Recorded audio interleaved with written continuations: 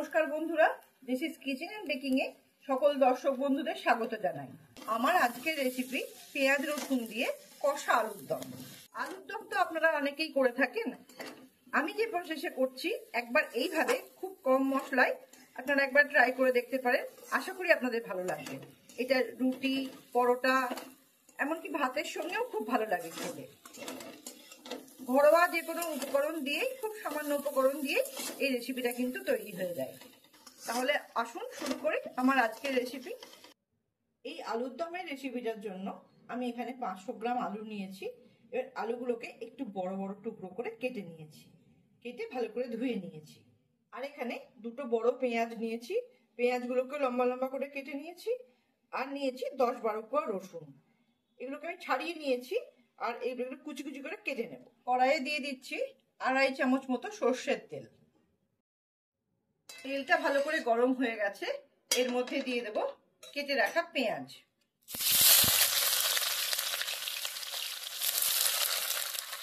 পেঁয়াজগুলোকে ভালো করে মিনিট 2 ভেজে নেব।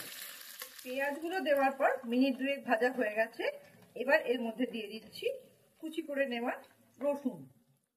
রসুনগুলো দেওয়ার পর আবার মিনিট খানেক ভালো করে ভেজে নেব। পেঁয়াজ রসুনগুলো মোটামুটি এইরকম একটু লাল লাল করে ভাজা হয়ে গেলে দিয়ে দেব কেটে রাখা আলুগুলো। আমি এখানে আলুগুলো কিন্তু সেদ্ধ করিনি, এমনি ধুয়ে রেখেছিলাম, সেই আলুগুলোই এর মধ্যে দিয়ে দিচ্ছি। আলুগুলো দেওয়ার পর পেঁয়াজ রসুনের সঙ্গে আলুগুলোকে আবার মিনিট 2 ভালো করে ভেজে নেব। আলুগুলো একটু লাল লাল করে ভাজা হলে রান্নার টেস্টটা খুব ভালো হয়।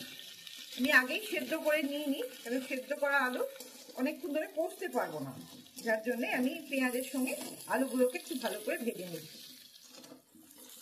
পেঁয়াজ রসুনের সঙ্গে আলুটাকে 3 মিনিট এরকম লাল লাল করে ভেজে নেওয়ার পর গ্যাসের ফ্লেমটা কমিয়ে নিয়ে আমি মশলাগুলো দিয়ে দেবো।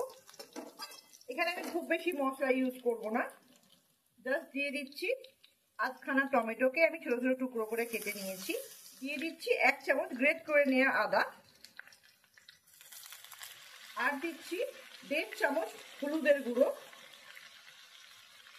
আর দিচ্ছি 1 চামচ ঝাল লাল লঙ্কার গুঁড়ো। ঝালটা আপনারা আপনাদের স্বাদ মতো দেবেন। যেহেতু কষা আলুর দম একটু ঝাল ঝাল হলেই ভালো লাগে। এবার হলুদ আর লঙ্কাটা দেওয়ার পর সমস্ত মশলার সঙ্গে আলু, পেঁয়াজ, রসুন ভালো করে আবার মিনিট 2 কষিয়ে নেব।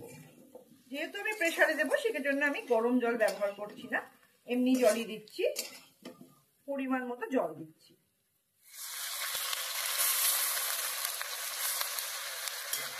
জল দেওয়ার পর এর মধ্যে দিয়ে দিচ্ছি আমি এই 1 চামচ আর অল্প একটু নুন। আর দিচ্ছি 1 চামচ চিনি। নুন মিষ্টি দেওয়ার পর এটাকে মিশিয়ে নিয়ে দিয়ে দিচ্ছি প্রেসারের মধ্যে।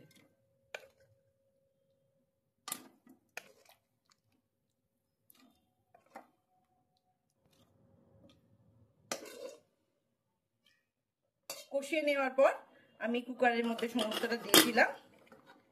এবার ঢাকা দিয়ে গ্যাসের ফ্লেমটা লো টু মিডিয়ামে রেখে 2টো স্টিম দিয়ে নেব।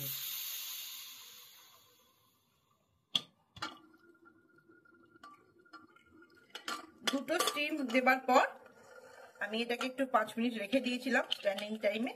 এবার ঢাকাটা খুলে দেখে নিই। আলুগুলো সেদ্ধ হয়ে গেছে, মাখা মাখাও হয়ে গেছে। তবে এটাকে আমি আরো শুকনো করব বলে আমি এটা কড়াইয়ে ঢেলে দিচ্ছি।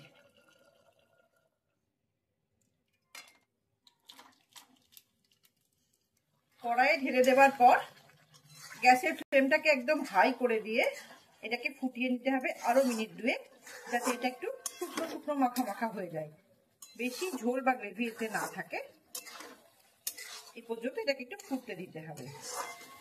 2 মিনিট ফুটিয়ে নেওয়ার পর এরকম শুকনো শুকনো হয়ে গেলে গ্যাসের ফ্লেমটা বন্ধ করে দিয়ে দিয়ে দিচ্ছি অল্প একটু ঘি।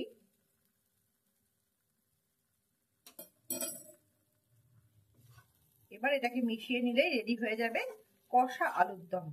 যদি রেসিপিটা ভালো লাগে তাহলে অবশ্যই একটা লাইক দেবেন। চাইলে রেসিপিটা শেয়ারও করতে পারেন। আর যদি আমার চ্যানেলে নতুন বন্ধু হয়ে থাকেন তাহলে আমার চ্যানেলটি সাবস্ক্রাইব করার জন্য অনুরোধ রইল। আগামী দিনে আবার অন্য কোনো রেসিপি নিয়ে আপনাদের সামনে উপস্থিত হব। ভালো থাকবেন, সুস্থ থাকবেন, আনন্দে থাকবেন। ধন্যবাদ।